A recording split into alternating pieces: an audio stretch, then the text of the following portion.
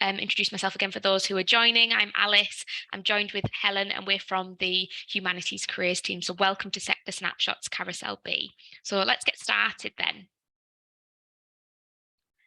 On this session, we have 5 sectors to cover, and it includes business and finance, law, communications and media, environment and sustainability, and tech for non-tech grads. So hopefully you might be with us today because there's one there that you're interested in, or it might be that, you know what, I'm just interested to know more about more sectors, more areas, because I'm intrigued by what my career opportunities and, things after university, where you could go with that. So yes, let's talk a little bit about what this session will involve. So we're going to increase your awareness of some sectors that are popular with humanities graduates, the ones I've just listed, know how and where to further research any areas of interests, help you make sense of your options and career choices, and then understand more about how graduate employers recruit and where to find those opportunities.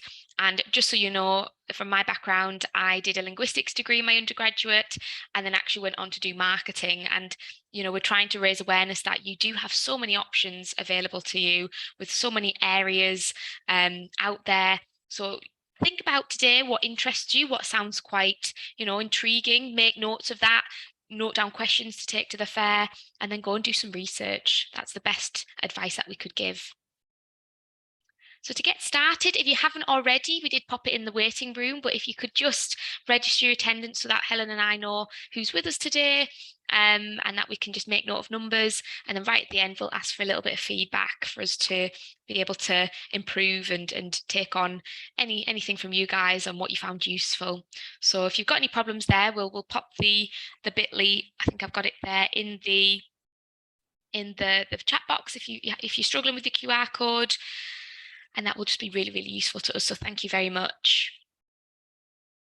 And then, lucky for you guys, you might have already done an activity in Carousel A, but we're going to start straight away in this session with a bit of a quiz. And it's anonymous, so don't worry, we won't know who's answered what. But I'm going to get that started now.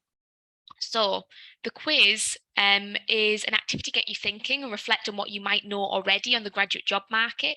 We'll be sharing some statements with you one by one, and then it's down to you to decide on whether you think it's true or false. And then once we have everyone's answers via the Zoom poll, we'll reveal whether it's a fact or a myth. So let me get that up on your screen. Hopefully you should see that now. So question 1 is true or false? Graduate vacancies have increased since the pre-pandemic peak. What do you think? Graduate vacancies have increased since the pre-pandemic peak. I'll give you a few seconds. You might have an idea of this already. It might be just a complete guess. Do please pop your answers in there and then we'll discuss after with the answer. Oh, I do love this. I get really excited when we're doing quizzes and seeing what you all think. Wow, okay, I'm going to end it there and share. I'm really impressed actually because everyone who voted has said true. And yeah, you're absolutely right. Maybe we've got a really good group here where I'm not going to be able to, surprise you. But yes, according to GradCoach statistics, they have increased by approximately 11%. I think that was from June 2022. So it's really positive for you guys. There was a slight dip during the pandemic years, but now the market is looking very good, very positive, and we hope that it's going to continue to increase. There's the results there just to show that, all of you were on the same page. Next one is statement number 2. So I'm just going to share that with you now. True or false? The majority of graduates in the UK go on to work in graduate schemes. What do you think? Is it true or is it false? The majority of graduates in the UK go on to work in graduate schemes. And graduate schemes are often those opportunities specifically for graduates in big companies with training. They have a set amount period, that type of opportunity, if you don't know what that is.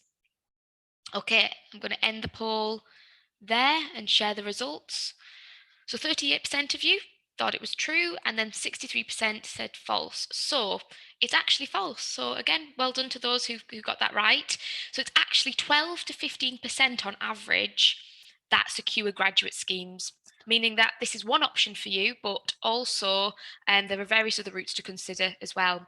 And in fact, the majority of graduates actually secure direct hire roles after university, and they can also be known as entry-level positions with the company. So make sure that you know the difference. Have a look on our website if you don't know the difference between graduate schemes and direct hire. And then, think about what's right for you. And maybe you could involve both of those in your strategy if at first you were just thinking about graduate schemes. The next one is, let me share that with you. True or false, graduate starting salaries have increased since 2021. What do we think here? A bit slower. Oh, a bit slower on this one. I think you need to think about this one. So graduate starting salaries have increased since 2021. I'll wait for a couple more to give an answer. And then, yeah, there we go. Thank you. So for this one, let me share the results. 50-50, so a bit of a mixed bag on this one. Graduate starting salaries have increased since 2021. So for this one, it's true. So again, the market is looking very positive. The graduate salaries have increased to an average of around 32,000 per annum, which is great. But do know that this varies across the UK. So of course, for example, in London, salaries are a lot higher because they can, so that they have to match the cost of living down there. But that it is increasing on average across the UK is obviously a very, very positive direction for you guys. Okay, next one is number 4. And I'll relaunch the poll there. True or false, the majority of graduates work for the large, well-known companies. What do you think? The majority of graduates work for the larger, more well-known companies. What do you think? Again, I'll just give it another few seconds. Thank you. So that is, majority say false, which is fantastic because yes, it is false. This is a very good group today. You've done your research, you know what you're on about. So it's really interesting one, this one, because there seems to be a myth that all graduates seem to go for graduate schemes and that's what everybody should be applying to. But in fact, some graduates actually prefer the breadth of experience and varied opportunities that smaller or medium-sized firms offer. So it's really important that you do your research and ask yourself what type of organisation will best fit for you, because there is a split. Some will want to go for those companies that they've heard about, that they've networked with people working there, but there's a lot of opportunities out there too for these smaller middle-sized firms. So do look into that. And then lastly, number 5, let me share that one with you. True or false, the best place to look for vacancies is online. What do we think with that one? True or false, the best place to look for vacancies is online. Okay, I'll wait for 2 more people to answer there. Very interesting, really interesting, this one. Okay, brilliant. Let me share the results. So all of you said, true, the best place to look for vacancies is online. Very interesting. So this is a bit of a tricky one because, of course, everyone's got their own perspective and you've probably maybe started looking for things online. But we, personally, I think Helen and I would agree that this is false. Of course, it can be debated because there are great opportunities that can be advertised online and that you can incorporate into your job search. However, we would also encourage students to attend in-person events to make those new connections, speak to someone in person, have that one-on-one conversation with an employer, a recruiter, an alumni, your peers and academics, etc. Whether that be organised events on campus or through building your correct connections in your own proactive networking. So you can actually find a lot of hidden opportunities that aren't advertised to the masses by networking with people in person on campus events, for example. But again, that is a bit of a trick question. I do think there is a lot you can find online too, but think about going to the fair and seeing what you can develop in terms of connections there. So that's the quiz done. So thank you for getting involved with that. I really enjoyed your answers and how knowledgeable you are about these facts. So we'll get started straight into the sector snapshots. So Helen, I'll pass over to you. Thanks, Alice. So the first sector we're going to have a look at in this session is business and finance. So we've split this into business and consultancy, and then we'll look at finance as well in a moment. So business and management careers span a wide range of sectors, and so graduates with right skills and qualifications are in high demand across these areas. And entry to business and consultancy is open to graduates of any degree discipline. So we've got some really nice statistics here around the number of businesses in the UK. So in 2020, we've got that there were 6 million businesses in the UK. 99% of these are small or medium-sized enterprises. Now, a small or medium-sized enterprise, often known as an SME, is an organisation with less than 250 employees. So that you can see that the majority of businesses are made up of these smaller, medium-sized enterprises. In 2020, there were only 8,000 large businesses in the UK, but these accounted for 39% of employment. So you can see that there's a large number of opportunities with the large businesses. But as one of the questions in the poll Alice ran for us was around graduate employers, opportunities with larger organisations not being the only opportunity. So those small and medium-sized enterprises may be a really good market for you to look at as well if you're interested in these kind of business and consultancy sector. The prospects overview of the business sector, which is where this information has come from, these statistics, is actually a really useful overview if you are interested in the business in this sector in the UK and looking more into this. So what to expect if you're interested in this particular sector? There are a range of job roles for graduates, managing people, operations, and also projects. So there's a range of different types of roles. The Prospects website has a really comprehensive list of different job roles, and examples of those are on this slide. But these are really good to look at for further information of what it's like working day to day in different types of roles, what skills the employers are looking for, and particular information that will help you if you're looking at entry into these different types of roles. In general, there are many jobs across the UK, majority of work centred in major cities like London and Manchester, but they can be very varied. It is a competitive area for graduates to get into, but then there are fantastic opportunities for rapid career progression. Also, if you're looking for a role where there's early responsibility, typically high salaries around these roles, again, depending though on the types of organisations you might be interested in working for. There are large employers in this sector who operate graduate training programmes or management training programmes if you're interested in management and also the consultancy areas. And there are also opportunities with the smaller, medium-sized enterprises. Moving on to finance sector, this is a huge sector in the UK as well, and again it covers a wide range of careers. So again, this is open to kind of graduates from any degree discipline. Many financial kind of careers or employer routes in may have quite kind of formalised entry procedures for graduate training programmes, internships, and occasionally the graduate training programmes may lead to a professional qualification as well. So an accountancy qualification, Chartered Institute of Management Accountancy, for example. So it depends on the roles as to the qualifications there as well. If you're interested in finance sector, if you're looking at, if your final year, maybe looking at graduate roles, or if you're penultimate year looking at internships over the summer, typically the graduate and internship deadlines are very early for this kind of finance sector. So start your research early, look at employers, look at the application processes for these employers. They may start in the autumn and close a couple of months after that. So it is quite an early recruitment cycle in the UK.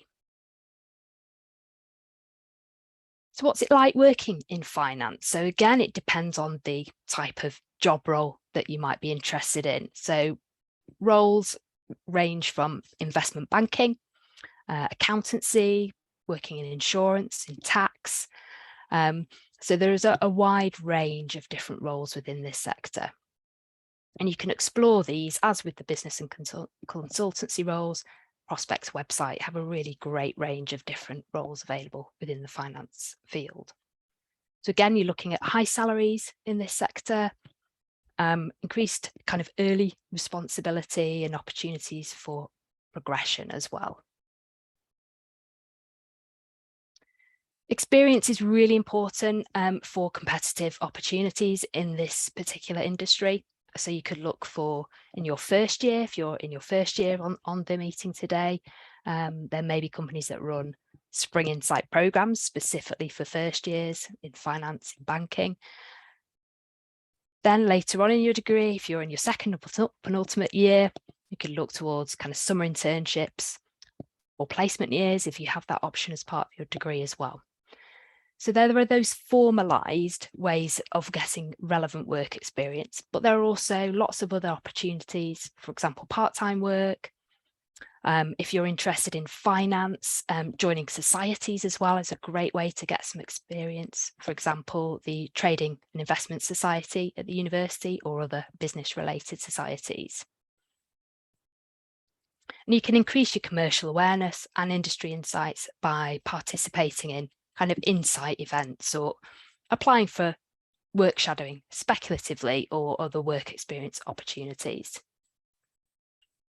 So researching your interests and the range of different roles will really help you kind of to look at and identify the relevant types of experience.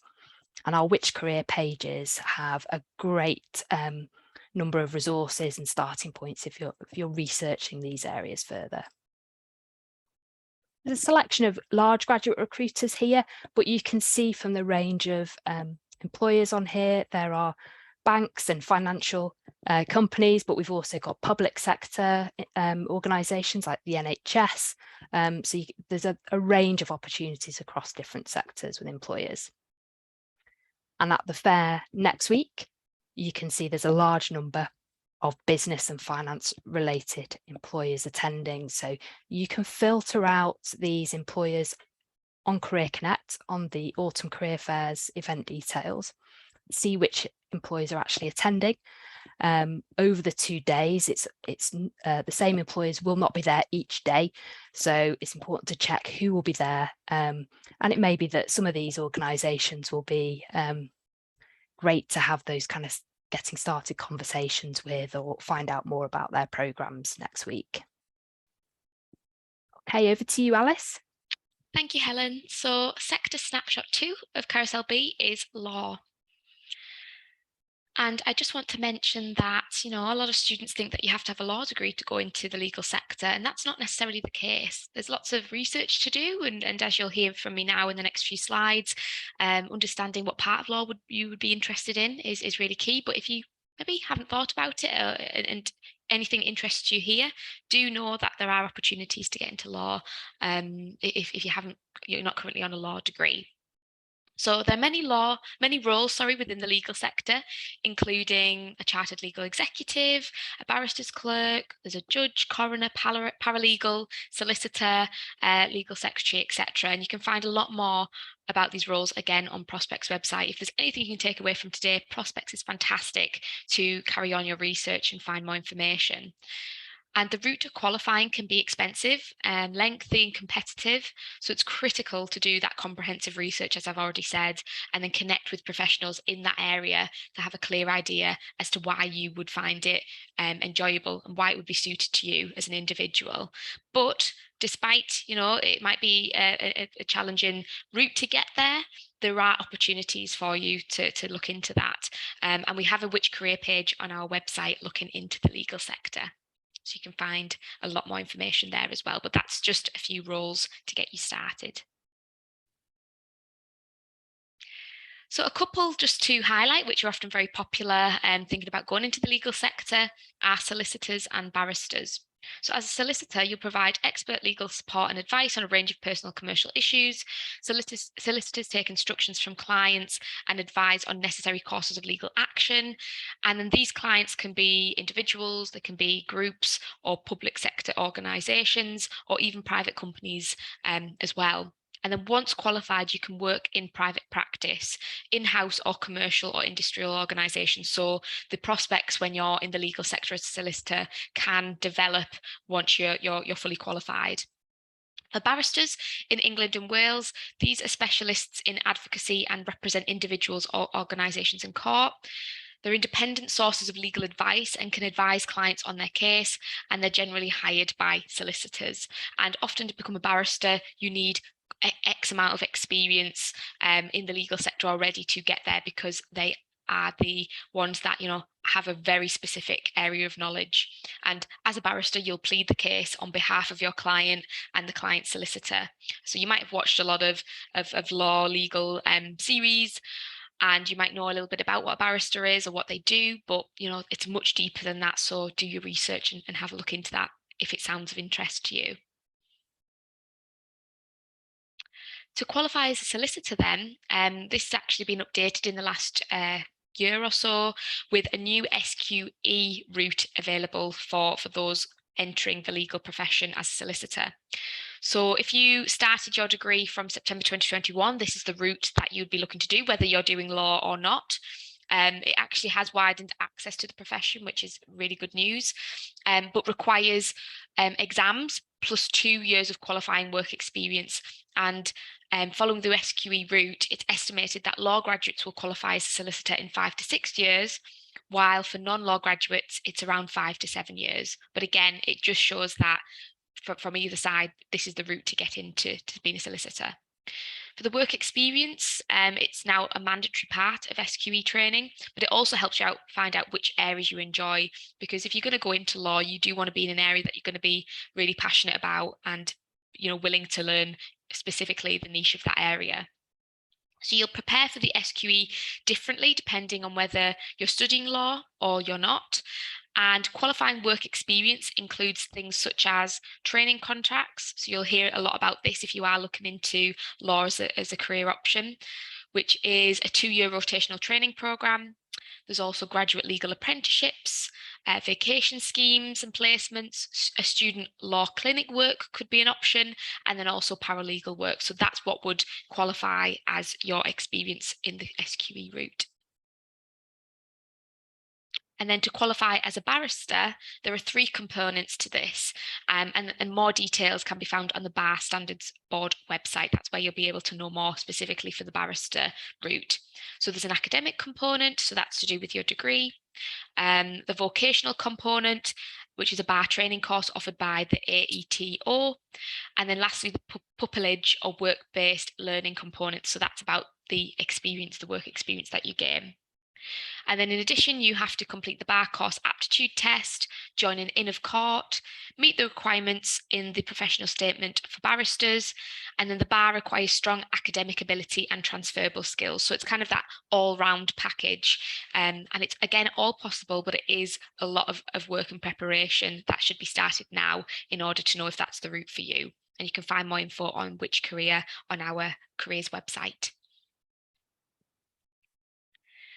So in getting started, the main need to knows is that experience is essential in the legal sector, especially if you want to train as a solicitor or barrister. Search for mini pupillages, vacation schemes, work experience and insight programs via Career Connect. So what you've used to attend this session today, you can find more on there, but also via websites in our jobs experience section. So getting legal sector experience, you can get that through virtual work experience opportunities, which can actually be found by organisations and firms like Kennedy's, Leo Cusson and Clifford Chance, and then relevant legal experience by volunteering with organisations such as the Citizens Advice Bureau. I also know, after speaking with one of my colleagues from a firm who works with the university, transferable skills and the passion to be in the legal area is key. So if that's somewhere that you're starting right now, that you're quite keen to get into that area, into an organisation in law, that is a fantastic place to start, and getting that across in an application is important. So get connecting with alumni and network. I'll let you know in a second who will be attending the Autumn Careers Fair, but by building your network now and getting those connections is really going to help you in this area for sure. So yes, at the Autumn Careers Fair next week, we have HM Revenue and Customs attending. There might be others with crossover in law areas, or who might be able to give you more information on the legal sector. But from what we can see on the on site, HM Revenue and Customs will definitely be there. Know also the STEM Fair on the 26th of October, Kilburn and Strode will be attending, also from a legal background. And then coming to Career Connect soon will be the actual law fair. So that will be one definitely for those who are interested in law. I think it will be the 23rd of November, but that will be fully confirmed on Career Connect. So keep an eye out on that. And then other graduate recruiters in the legal sector that you might want to go and do further research on or get networking with are these on the screen. We'll be sharing these slides with you if you've definitely registered with us today. So don't worry if you don't get them all down. And I think that's everything for the legal sector. So I'll pass over to Helen for our next sector snapshot. Thanks, Alice. So we're going to move on to communications and media. And if you've just been in the session previous to this with Hayley and Ushma, our colleagues, and you may have had some information around media careers in the creative and cultural sector update. So there is overlap between this session and the other session as well, if you're interested in media. So for working in media and communications, there are a range of different roles that can be found within multiple different areas. So from media, and that includes social media, to branding, digital communications, marketing, advertising, and PR. There are opportunities available with communications agencies who offer clients a mixture of services, so incorporating social media, copywriting, marketing, advertising, and PR. But there are also other larger businesses and organisations that will recruit for marketing roles. So marketing is a function that is needed by many businesses. So there are opportunities in a wide range of sector businesses, as well as more specialist kind of agencies for marketing and communications.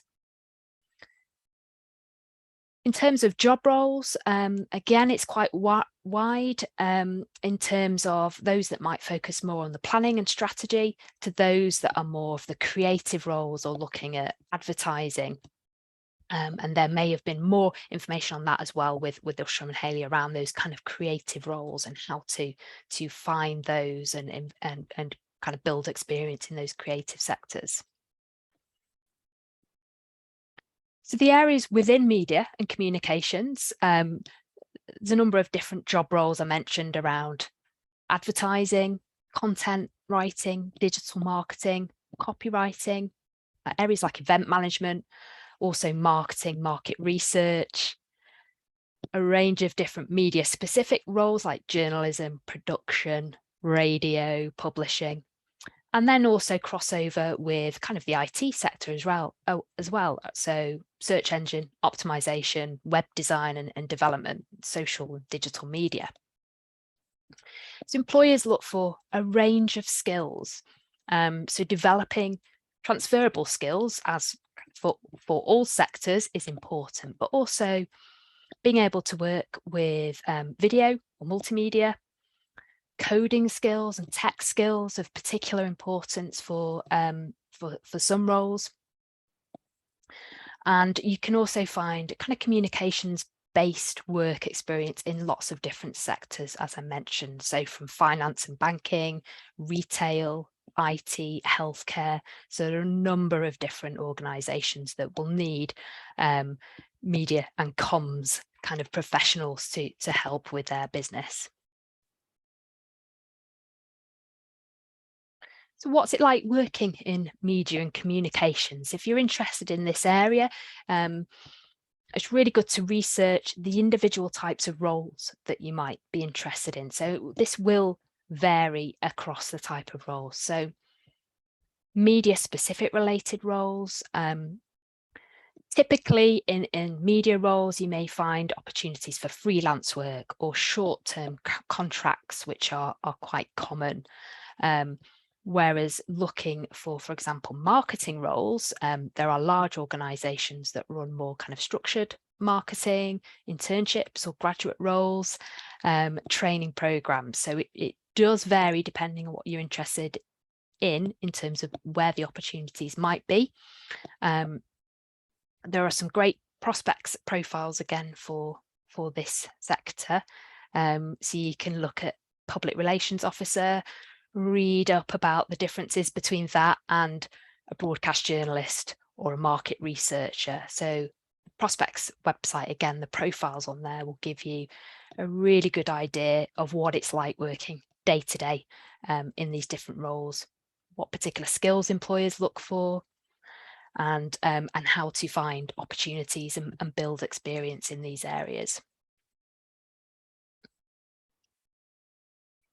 So what are some kind of need to know facts or information really about media and communications that might help you start to investigate this area? So relevant work experience is expected by employers, but there are a really wide range of ways that you can gain relevant work experience as well.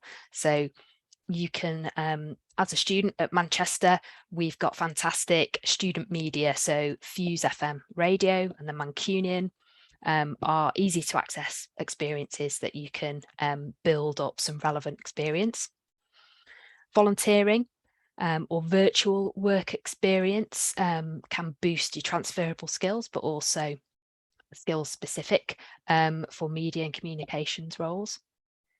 Also looking at opportunities for extracurricular activities, for example, societies, promoting a society event on social media, for example, is a great way to kind of gain some experience and skills if you're interested in looking into marketing, communications and media related roles. As Alice mentioned before, connecting on LinkedIn with alumni, starting to make kind of networks and building your insights through LinkedIn as well for this sector, and our Meet the Grads events can give you a really good insight into how to find opportunities and also accessing hidden jobs market. So going back again to one of the questions in our poll around online opportunities are not the only way to search. So in particular for media, alternative job search strategies, networking, connecting with alumni are all really useful kind of strategies to help you find opportunities as well and start to make connections. So at the fairs next week, both days, again, check which exhibitors are going to be here on each day, but we've got a number of different relevant exhibitors you may want to have a chat with or talk to on the day. So I've picked out a number of exhibitors here just to give you an idea about the range of sectors where there may be opportunities. So for example, Next, retail opportunities there for marketing. Hilti, construction, again, they run kind of sales and marketing programs. You've also got medical communication, so a bit more kind of specialist, but there are certainly opportunities available with companies across the sectors that are open to graduates from any degree. So there's a few starting points there for you. If you're using the exhibitor search on Career Connect, I would recommend looking across all sectors because kind of marketing, media, communications roles, as I mentioned before, can be in a number of different types of employers. You can also link with our media club at the university for further information and support around media related careers. So you may have also found out about Media Club in the sector session for previously to this. And here are some examples of some more graduate employers within the kind of media and communications area. So Again, as Alice said, we'll be circulating these slides afterwards, but these are some examples of where graduates might have gone on to work from degrees in Manchester. So you can see again the whole range of sectors on here. Nadia was one of our graduates. Nadia was studying business management with a modern foreign language, and this is a link to a video case study. So we haven't got time to play it in the session today, but if you want to gain some insight into a marketing manager role, how they maybe found their job and their kind of experience of working in this particular role, then do have a look at Nadia's case study. I think it's about 5 minutes long, that video, but that's a really good one to have a look at for some insight as well. And I think that's back over to you, Alice. Lovely. Yeah, those videos are really useful actually. And I think there's various things that you can find on our site and YouTube page for you to get some inspiration from peers really who've been in your shoes. Okay, so the next sector is environment and sustainability. So I'm going to go into a little bit more information on this area, which is quite a prevalent area. The government are actually planning to increase the number of green jobs in the UK, and the demand for graduates, therefore, with skills and passion to protect and preserve the environment has never been higher. So if this is something that you're passionate about, that you're interested in, environmental and sustainable areas of work, then this might be of interest to you. And yeah, if you're interested in this area, it's very competitive, but I'll go into a few things to get you started. Great. So areas within the environmental sector. So this can be from air quality, conservation, corporate social responsibility, environmental assessment, environmental science, sustainable development, waste management, and water quality. I mean, they're just to name a few, and quite varied, as you can see. But there might be something there that you're drawn to more than others. Lots of organisations such as multidisciplinary civil engineering or built environment firms, even local authorities, specialist consultancies and NGOs have opportunities in roles that are on site, practical and office based. So as you can see, with a lot of what we've been saying today, there is crossover in different areas, different companies, even local authorities. They're the places to look for these types of roles.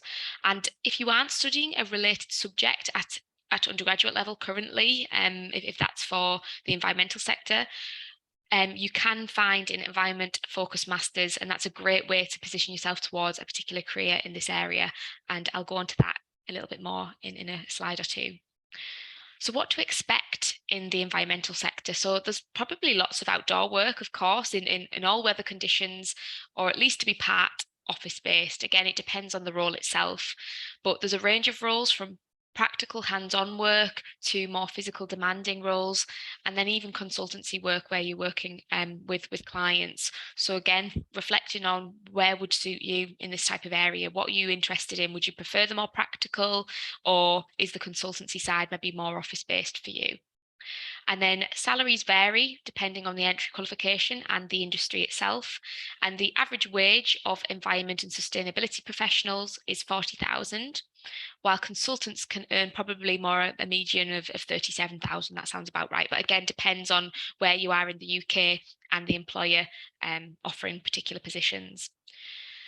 And then there's a list of example job roles there. I won't go into them all, but you can see crossover. So when it comes to behind the scenes of these areas, there's HR, fundraising, there might be crossover with marketing and social media, business development, environmental law. So that, again, if law was of interest and maybe you've got a passion for environment, you can kind of combine those, but they are very niche areas. So you've got to make sure that you've got the right experience and passion for that area as well. Getting in with a HUMS degree. So as I said before, there are postgraduate study options to go into environment and sustainability. There's a website, findamasters.co.uk, to see what's out there in this specific area. Examples being environmental governance and management, environmental and sustainable development, project management, etc., etc. But they are out there, and if that was a step you needed to take to get into the area, do have a look and see what funding is available for those too. Check the entry requirements for specific career paths. such as the EIA qualification, and then remember that experience, volunteering, and then any other qualifications relevant to this area, it all counts towards your application, even if your degree doesn't seem that aligned with it. And then of course there are apprenticeships out there as well. So for example, being an environmental practitioner, you'll be able to find these types of opportunities once you're clear on the area you want to go into. And then part 2, experience and networking. Helen and I have talked a lot about the importance of this, because you need to showcase your passion. The amount of employees that we chat to when preparing students and helping students get to where they want to be, they can teach you a lot on the job and in the career, but what they can't teach you or get from you or force it from you is your passion and interest. So if you've got that deep down and you know that you're interested in an area such as environment, get it across, get it in your applications, do some volunteering work now, or you could even consider trying something then working your way up within that organisation. It's shown that you're proactive to volunteer and find that experience. So already you've got kind of a foot in the door, you're there with them already. So see if there's opportunities within there. But do beware, it's a competitive sector, and I'm guessing even with increases in green jobs, I do think it's still going to be competitive from graduates too. There are also non-cognate graduate schemes, and what that means is non-cognate is aiming at students without an RCIS accredited degree. These graduate schemes will sponsor your qualification while you work, and they're very specific, and it should be in the description of these graduate schemes, so do take a look. They're primarily in major civil built environment firms for roles such as surveyor, chartered surveyor, quantity surveyor, project manager, or roles in business, finance, and HR. So again, there's no clear line. There's a bit of a blur and an overlap. So you might be able to find something that ticks all the boxes. And then just a list there of professional bodies which are groups that offer membership to those working in this area, but also to those interested in getting into this area.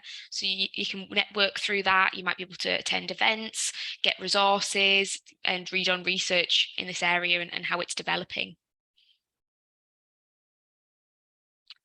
So coming to the fair next week is Arcadis and Wood, but also the STEM fair on the 26th of October in MECD have BWB Consulting, who focus and specialise in environment and infrastructure. And then Arcadis will also be going to the 26th as well. If you wanted to kind of check in with them twice, why not? Get networking as much as you can. But yeah, that's who will be attending next week. And then just other examples of graduate employers within the environmental sector. We know that many of our students have gone into these companies and currently work for them. So you might be able to do some networking and reach out to them and see what these companies offer.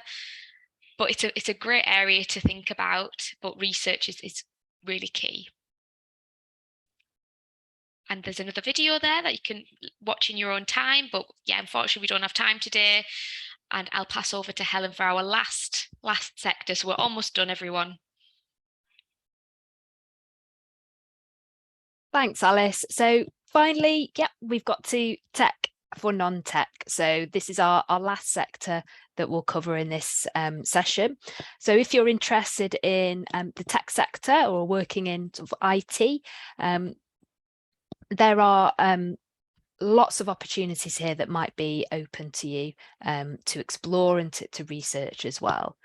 According to TechNation's UK Tech in 2020 review, just under 3 million people were employed in the UK's digital tech economy. That was an increase of 11% over the 2 years. So it'd be really interesting to see what that statistic is like now, again, kind of 2 years on, given the kind of growth in this area. In 2020, about 1/10 of all job vacancies were in tech roles. So again, growth areas can really be looking at using data, the need for that data to be secure, so cybersecurity, cloud, IT governance, and automation are all kind of growing areas within that tech sector. So what type of roles could you work in if you're interested in kind of this technology sector? Employers, or the sector kind of falls into 3 main areas really. So tech companies who deal specifically with programming, consultancy, data processing or hosting and web services. You've also got tech innovators, so companies like Apple, Microsoft and Google, who are the innovators really and at the forefront of IT research and development. And then you've got everyone else, so a whole host of organisations across financial services, retail, telecommunications, public sector, manufacturing, and kind of the list goes on really, because you know, organisations need to use IT to kind of effectively perform their kind of roles, so that there are opportunities across all these different types of companies. The different types of job roles, we've covered a little bit the types of companies, but what could you actually do in tech? What are the types of different job roles? And I won't go through all of these because of the time we have left in the session today, but there are roles that are kind of technical programming, roles like software development, systems and analyst, and these will be building and developing new programs or using coding, programming. There are also business roles, business analyst, IT consultant, project manager, sales. So these may require, or you'll need to show a bit of a background and understanding of tech, coding, for example.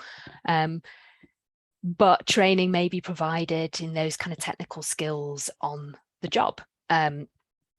So large organisations may run particular, for example, graduate training programs within this type of area. Then there's quality assurance and user testing. You've also got IT support roles, so how you can help people to help people with their IT problems and can you fix it. E-commerce, user experience, so opportunities within kind of retail area. So how do people shop online, for example? Then there are also a number of other kind of related roles, for example, data analyst, research analyst, crossovers with marketing and media for areas like digital marketing, search engine optimization and account management. And then there are those growth areas around kind of cyber security and how we keep data safe. In most IT roles, employers will be looking for a mixture of transferable skills. So skills like communication, teamwork, innovation, skills that you can gain through a number of different kind of experiences and degrees. We have a great workshop on our Careers YouTube channel, which is Navigating a Career with Humanities Degree. And this looks at all of the really great skills that you'll be getting, gaining from a humanities degree and how to market those to employers. So that workshop is great if you want some further information on that. IT employers will also really look for passion. And Alice has mentioned this for other sectors like law and environment as well. But for IT, to make yourself stand out, employers will be really interested in your kind of passion for tech, or how you've gone, how you've kind of developed some skills in your own time. So any coding courses that you might have pursued, for example, or ways that you can kind of show the employer that you're really motivated and have that kind of passion for IT. So there are opportunities open to graduates from any degree within IT, roles such as project management, sales, consultancy, those kind of business analyst roles. You don't need to have a background or a computer science or a STEM related degree subject. But again, it's about proving your passion and your interest in IT to make you stand out to employers. There are also some opportunities in more technical areas, which are open to students with from any degree, but where there may be technical skills training sort of on the job. So again, any opportunities where you can gain, do an online course in coding or programming, for example, outside your degree, will be kind of advantageous if you're interested in those technical roles. So there's some examples around ways you can develop tech skills here. So teaching yourself coding and programming through online courses. Digital marketing skills can be gained through kind of social media, blogging. Again, sort of there's a link there with the kind of marketing, media, communications area. Connecting with alumni on LinkedIn who've broken into kind of IT or tech areas will be, again, a really great source of finding out some more insight to help you research and connect there. There are also IT conversion courses that you can do if you are interested in moving to kind of more of a kind of a technical area. So there are conversion courses that are available for students from non kind of STEM degrees in there as well, if you're interested in that type of area. The university have developed a online digital skills questionnaire called the JISC discovery tool. This is a really helpful way to understand and build your digital skills. So it's a online questionnaire which will then take you through a series of questions about your experience and confidence of using different digital tools. And there is no kind of right or wrong answers for this, but the purpose of it is to support your development.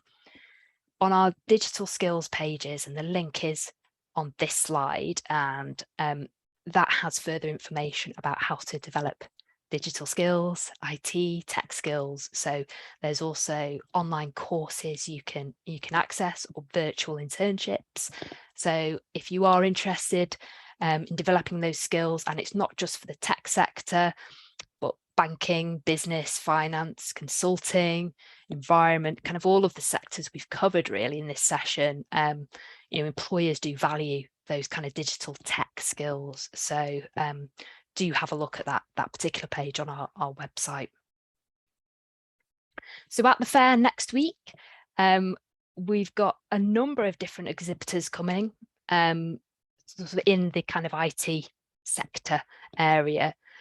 Again, you can see kind of telecommunications, we've got BT Group, professional services, financial companies like Deloitte, we've got public sector, HM Revenue and Customs, retail, next. So there's a wide range really here. It's not purely kind of tech companies. So organisations and businesses that need IT may have these kind of internships or opportunities open to graduates from any degree discipline. So this might help as a starting point of maybe who to talk to at the fair if you are interested in kind of tech for non-tech jobs. Again, another selection here of where our graduates go to work, and do or some of the larger kind of companies to show the range of different sectors.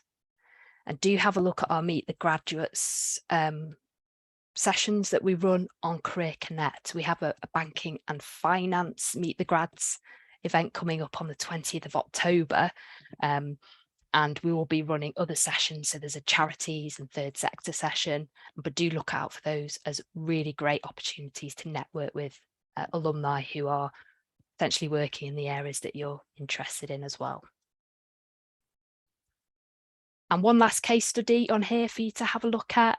Naomi was a geography student, now working as a kind of a user experience researcher and consultant at Capgemini. So that would be a good one for some insight if you're interested in looking at the different roles again in the tech sector. Excellent. Wow, we've done so well, Helen, time-wise. We hope that everyone's took something from all of those sector snapshots. So that's all 5. So what next? Make sure that you do register for the fairs, whichever ones, shouted out to you today. Of course, this was to get inspired for next week's Autumn Careers Fair, but we do have the STEM Fair on the 26th and the Law one, which should be added to Career Connect any time now. So do make sure that you register there. And before you log off, could we just ask that you give us some feedback. We would love some feedback, please, just so that we can, learn for our next session, to get more people inspired for these fairs, because they're so important. So if you could just scan that QR code if it works. Yes, so we'll put a link on for the career fair in a second. I'll be able to find that for you. But if you could do this feedback for us as well, that would be fantastic.